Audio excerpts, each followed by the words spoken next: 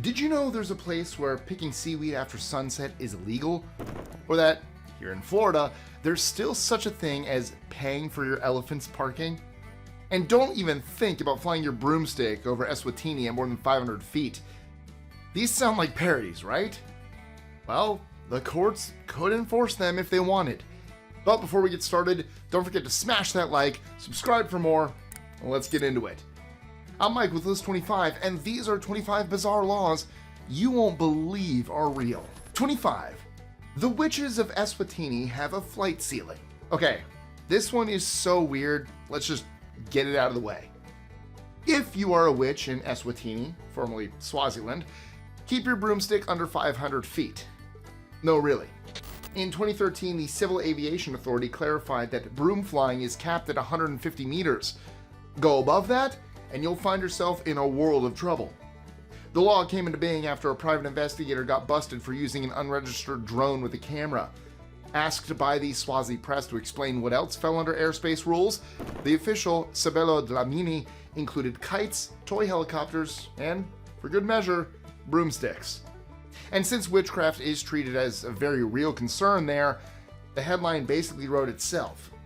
I know, it sounds like something from The Onion, but the law is on the books, so who are we to judge? 24.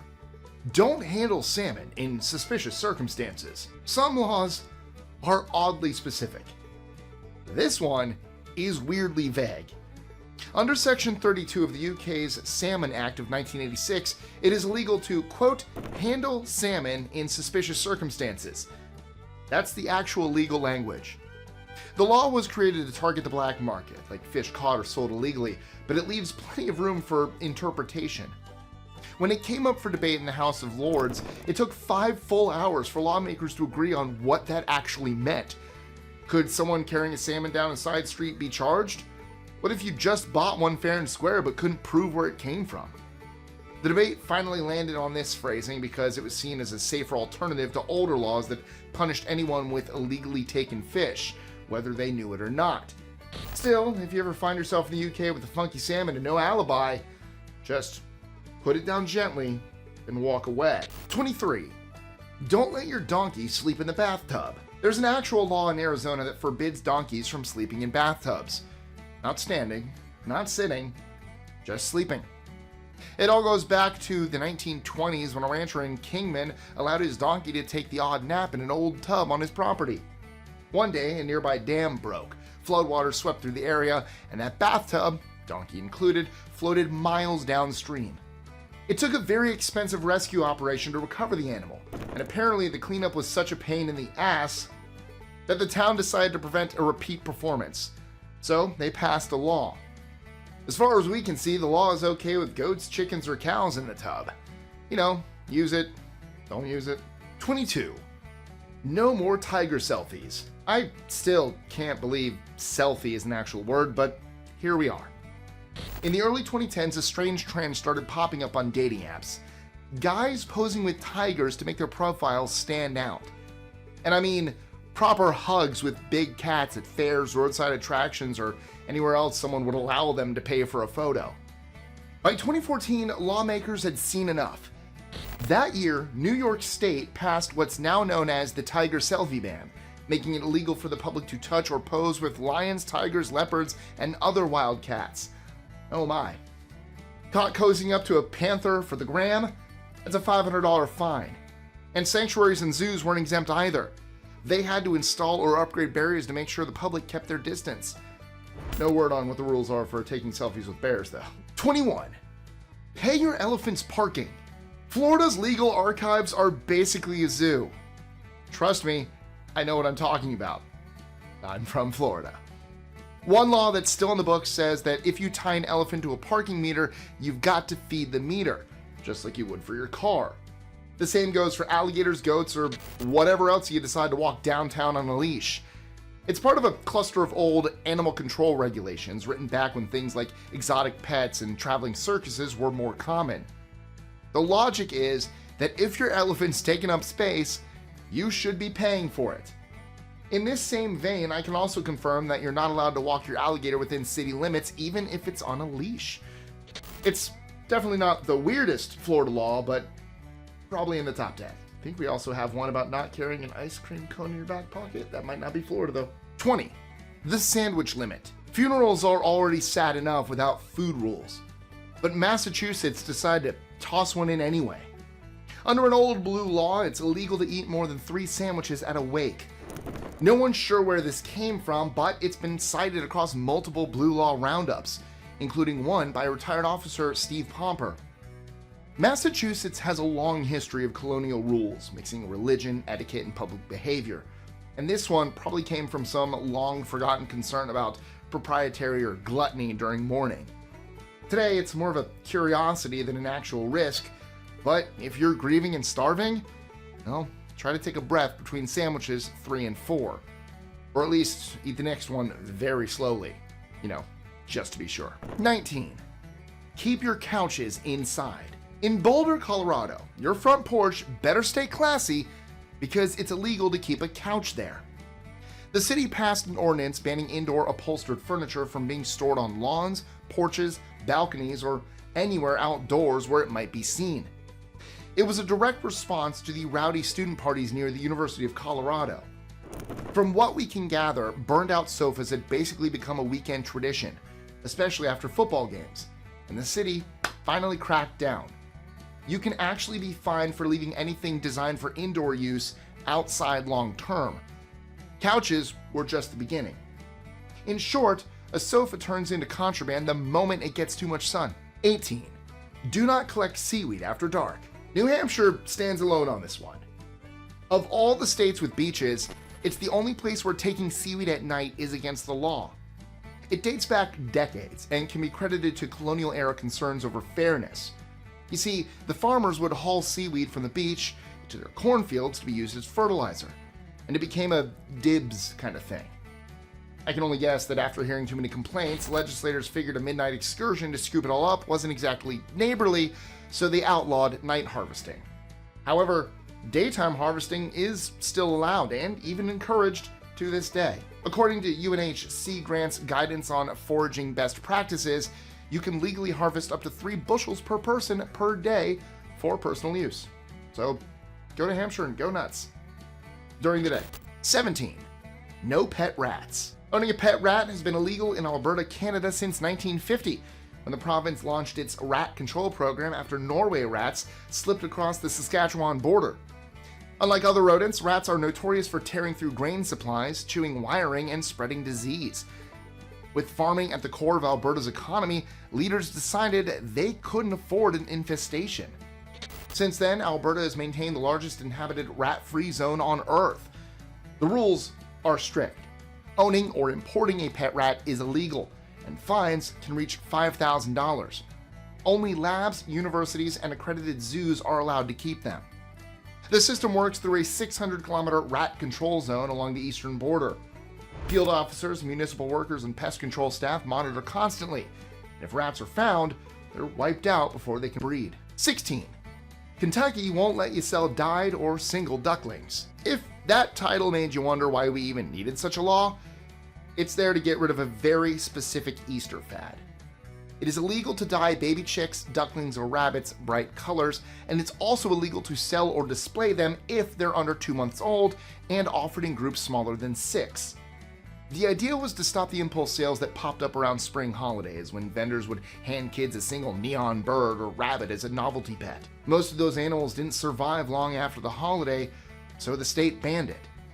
Legitimate hatcheries are still allowed to sell young birds for farm use, but only in larger groups, where they're less likely to be treated like toys.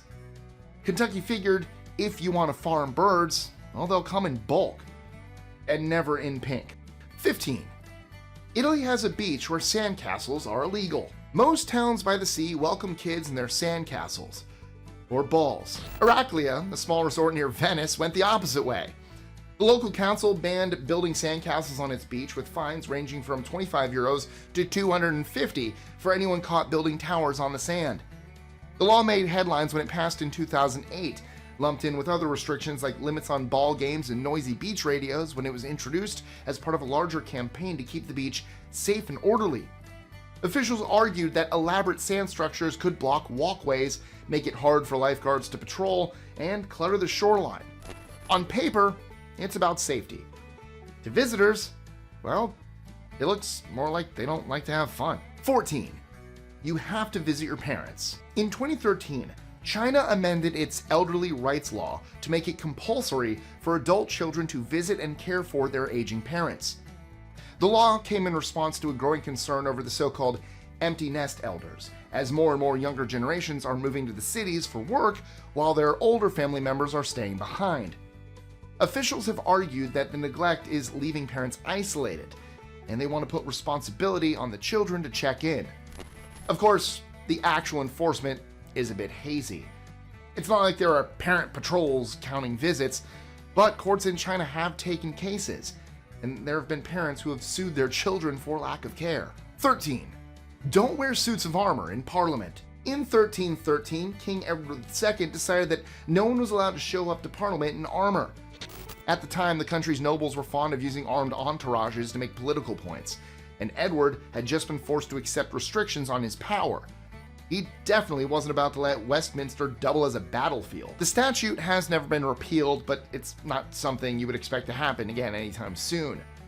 The Crown Prosecution Service has even said that if someone tried to walk into the chamber in full plate, it'd probably be treated as a police matter. So yes, MPs can argue, shout, or stonewall all they like, but showing up dressed like a crusader is still against the rules. 12. Say it wrong, break the law. Arkansas's pronunciation once caused so much confusion that lawmakers had to make it official. The name comes from a French interpretation of a Native American word, and over time, people started saying it every which way, including Arkansas, which made locals cringe. To settle it, the state passed a resolution that spelled out exactly how it should be said. 3 syllables, stress on the first and last, and the final S completely silent. So it's Arkansas, not Arkansas. And definitely not Arkansas. That's more detail than most people give their own names. There's no record of anyone actually being punished for slipping up, but legally the matter is settled. So if you want to walk into Arkansas and call it Arkansas, well, don't be surprised if someone makes a point of correcting you. 11. Abu Dhabi doesn't do dirty cars. Under Law Number 2 of 2012, if your vehicle is seen in public covered in sand, mud, or just looking neglected in general, the city can fine you for distorting the general appearance. The first violation starts at 1,000 dirham, about $270. Do it again, and you'll get slapped with more than twice that amount. Keep going, and it jumps to 4,000 dirham, roughly $1,090.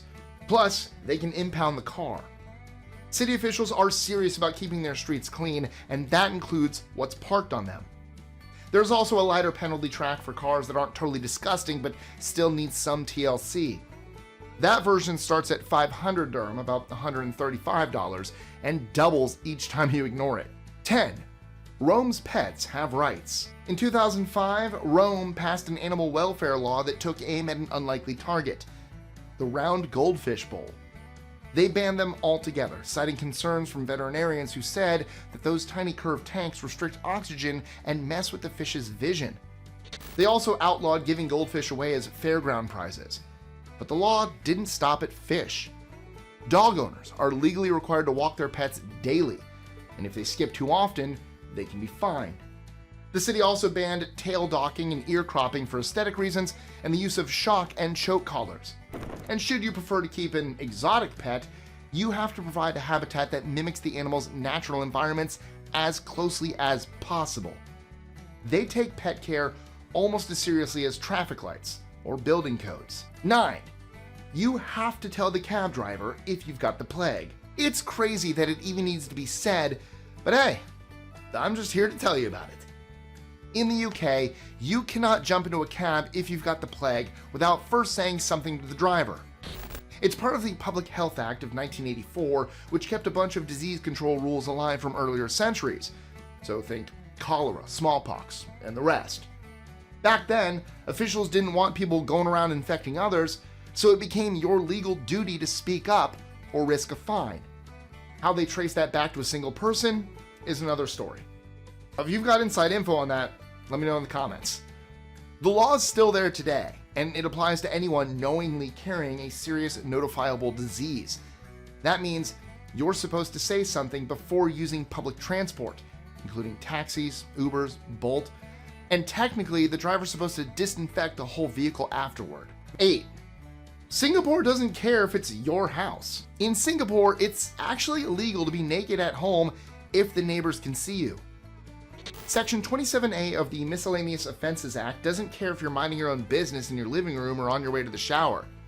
If you're visible to the public, that counts as an offense. If you're found guilty, you can be fined up to 2,000 Singaporean dollars, about 1,470 US dollars, jailed for up to 3 months. In fact, in 2009, a guy was fined over 2,600 Singapore dollars after being spotted in the nude by his neighbors. Even being in your underwear in the wrong place could land you in hot water. And yes, the law gives police the right to enter your home without permission to make an arrest. Can you imagine? 7. Never step on Thai money. You know how you reflexively use your foot when you drop some change to keep it from rolling away? Yeah. Should you ever visit Thailand, don't do that. Thai coins and bills feature the face of the king, and stepping on them counts as lèse-majesté, a serious offense targeting insults to the monarchy. There's also a cultural aspect. Your feet are considered the lowest and dirtiest parts of the body in Thai culture, so stomping on the king's portrait is a big no-no. Don't even try to do it if the coin is rolling away, because that reflex step could actually be breaking the law. 6. Even your stomach can have a legal limit. If you're between 40 and 74 in Japan, your waistline is officially government business. Companies and local governments are required to measure workers' waistlines under the Bathtub law every year. Go above 85 centimeters as a man or 90 as a woman, and you're signed up for counseling. They'll walk you through diet plans and check in to make sure you're sticking with it. And if a company has too many workers over the line, they could face penalties too. It's all designed to curb rising rates of diabetes, stroke, and heart disease before they get out of hand. Government even tracks progress through annual health data reports, and local agencies can be rewarded or penalized based on how their people shape up. Just for fun, I've got a Japanese money too. I had Thai money somewhere. I don't know where it went. Oh, I think my friend accidentally used it to pay pizza. That's right. 5.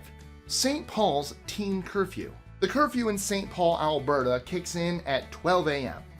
So anyone under 15 should be indoors or walking next to a parent at that time. Oh, and it runs until 6 in the morning. Lawmakers introduced it to clamp down on late-night trouble and to keep the city's children out of dangerous situations. Having fewer teens out unsupervised late results in fewer 911 calls and even fewer regrets in the morning. Police say the number of nuisance calls has dropped since the bylaw went into effect. It also shifts some of the responsibility back to the parents. If a teen is caught wandering alone after hours, it's the adult who could be hit with a fine.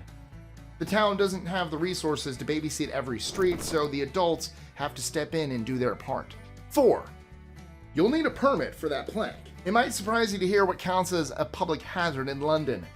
According to Section 54 of the Metropolitan Police Act, 1839, it's illegal to carry a plank, pole, ladder, or pretty much anything long and awkward down the sidewalk. Doesn't matter if you're off to a job site or just dragged it out of your shed, just don't do it. It was written at a time when London streets were a lot more chaotic than today, with horse-drawn carts, street vendors, and crowds all fighting for space. So instead of letting someone accidentally take out a pedestrian with a ladder, you're supposed to use a cart or vehicle instead. Though, I'm not sure how many modern-day offenders still get chased down for walking around with a rogue ladder. 3. You can't pump your own gas in New Jersey. New Jersey is the only state in America that won't let drivers pump their own gas. The ban's been baked into state law since 1949, when the Retail Gasoline Dispensing Safety Act decided drivers couldn't be trusted to handle it themselves. The official reason was safety, but there's a much juicier backstory behind it. In the late 40s, a guy named Irving Reingold opened a self-service gas station in Hackensack and started selling fuel for cheaper than everyone else. It didn't sit well with his competitors. After intimidation failed and even a drive-by shooting happened, they pushed lawmakers to kill the idea for good. The result? A statewide ban that's still in place today. Over the years, every other state dropped similar bans, leaving New Jersey and Oregon as the final holdouts until Oregon finally lifted theirs in 2023. 2. The official, unofficial pickle bounce test. Connecticut is famous for having what many people call the pickle bounce law. It's quite simple. The pickle isn't fit for sale unless it bounces. The story goes back to 1948 when two Hartford pickle packers were arrested for selling jars of rotten, maggot-filled pickles. While the lab tested samples, Food and Drug Commissioner Frederick Holbrook offered a simple test of his own. Drop it from a foot high, and if it bounces, it's good. If not, throw it out.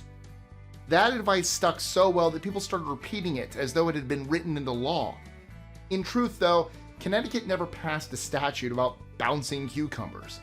Still, the bounce myth spread everywhere and was even celebrated by the Hartford Yard Goats baseball team, who once took the field under the name the Bouncing Pickles. Oh god, I have no idea what this is going to look like on green screen, but I'm not going to bounce my pickle.